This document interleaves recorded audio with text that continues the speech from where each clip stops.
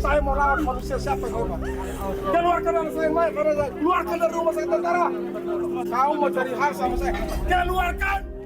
Marah, tangis, pilu, dan kesal bercampur menjadi satu di keluarga prajurit 2 Luki Cepril Saputranamo yang tewas diduga dianiaya prajurit lain, termasuk seniornya.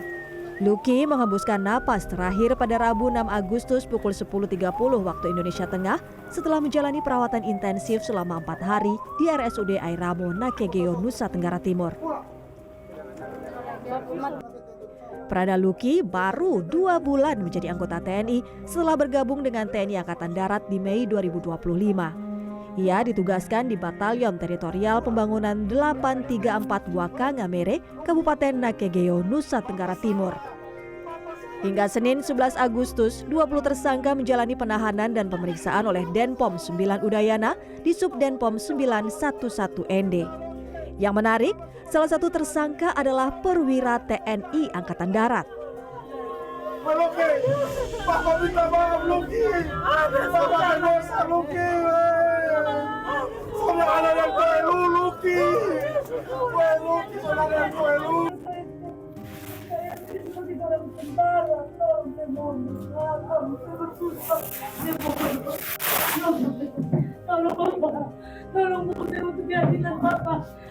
Di hadapan Pangdam 9 Udayana Maijen TNI Pek Budiakto yang datang melayat, air mata Ibu Prada Luki kembali tumpah.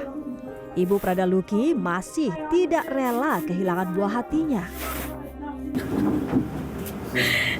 Saya ulang tahun bulan depan, dia janji Bapak, dia bilang, Mama saya akan kasih hadiah ini ke Bapak. Saya pada pulang mayat, saya dengar gini saya sedih Bapak. Saya pun kebanggaan, saya senang lihat dia pakai loreng. Om Jul tahu Bapak, saya harus ngomong. Saya harus ngomong Bapak, kalau tidak saya bisa stres Bapak gara-gara ini Bapak. Serma Kristianamo, ayah Prada Luki, juga sempat meminta maaf pada Pangdam jika sebelumnya ada kalimatnya yang menyinggung institusi TNI. Saya meluruskan, tujuan saya cuma untuk kebaikan. Dan saya, dalam arti kasus saya sudah kehilangan anak saya Bapak. Mau buat bagaimanapun dia tidak akan kembali Bapak. Saya cuma mencari kebenaran dan mendapat keadilan. Siap Bapak. Apa yang Bapak sudah sampaikan, apapun itu, dan juga peristiwa ini saya bertanggung jawab. Siap Bapak, saya percayakan kepada Bapak. Apa yang sudah kamu lakukan adalah sebagai seorang prajurit dan Siap. Siap. Senin 11 Agustus 2025, Kepala Dinas Penerangan TNI Angkatan Darat mengungkap kegiatan pembinaan menjadi motif utama penganiayaan dengan kekerasan tidak terkendali. Lebih jauh, Wahyu menyebut ada 5 pasal yang membayangi para tersangka, yakni pasal 170 KUHP tentang pengeroyokan, pasal 351 tentang penganiayaan, pasal 354, pasal 131, dan pasal 132. Bahwa kegiatan ini terjadi semuanya pada dasarnya pelaksanaan pembinaan kepada prajurit. Jadi cukup saya jelaskan sampai di situ ya, karena tentu kita perlu mendalami beberapa hal yang nanti akan menjadi esensi pemeriksaan terhadap para tersangka.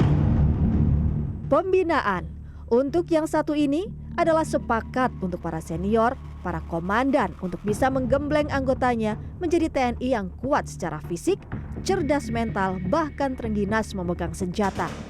Namun jika sampai menghilangkan nyawa anggota, ini yang menjadi persoalan serius.